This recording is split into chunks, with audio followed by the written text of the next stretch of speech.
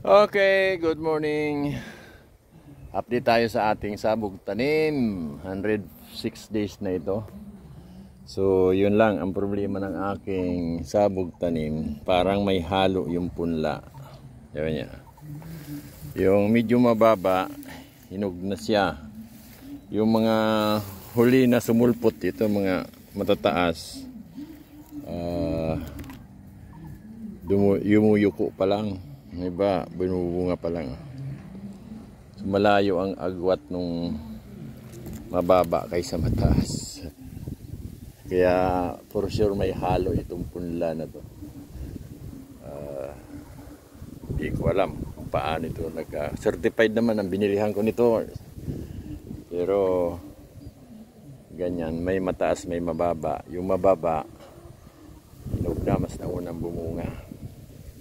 Yung mataas, yun, yumuyuko pa lang. Dito ako banda sa may ng palayan, sa may niyog. Kaya lang doon banda, maraming sagisi.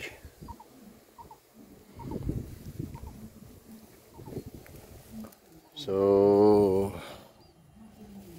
yung iba talagang naghihinog na. Sabagay, ganyan talaga ang palay. Pero naiiba ito. Kasi yung matataas huling bumunga.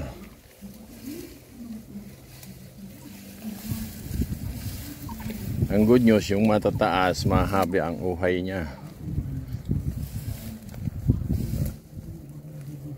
Yun. May piste na naman itong kaya na to. Itong niyog, halos lahat may tama.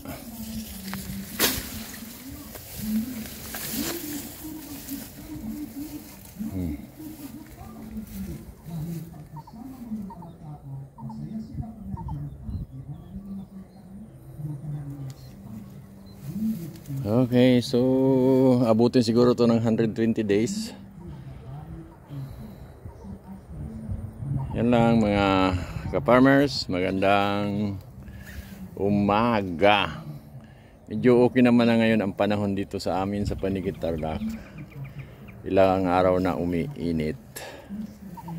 So ito yung dating madamo, pinatraktura ko, tapos sabog diretso, at sa awa ng Diyos, yun naman ang naging resulta. So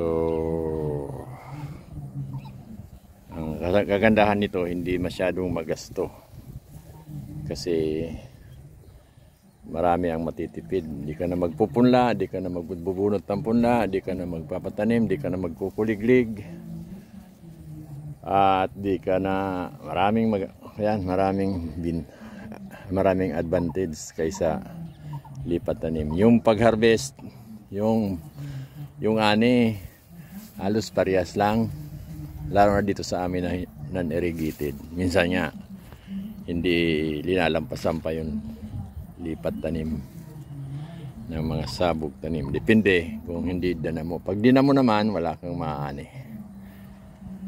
Yan lang mga ka-farmers. Good morning.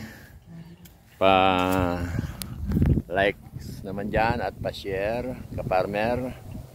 At mga kaibigan, kahit hindi kayo farmer, suportahan nyo ang mga farmers kasi para ganahan yung mga farmers na magpatuloy sa pag-farm. Kasi yung mga generation ngayon parang ang layo ng mga puso nila sa pagpa-farm. Although ang pag-farm ngayon hindi na masyado mahirap kasi may mga makina na.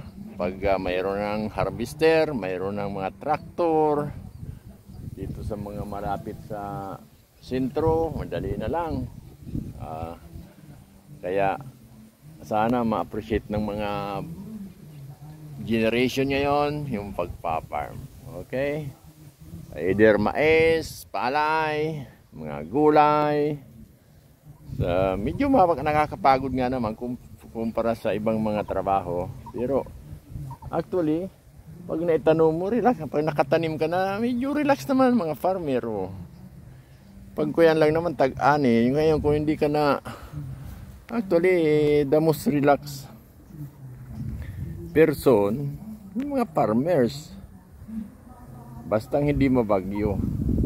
I enjoy farming kasi talagang nakakapahinga ka kasi season na lang naman.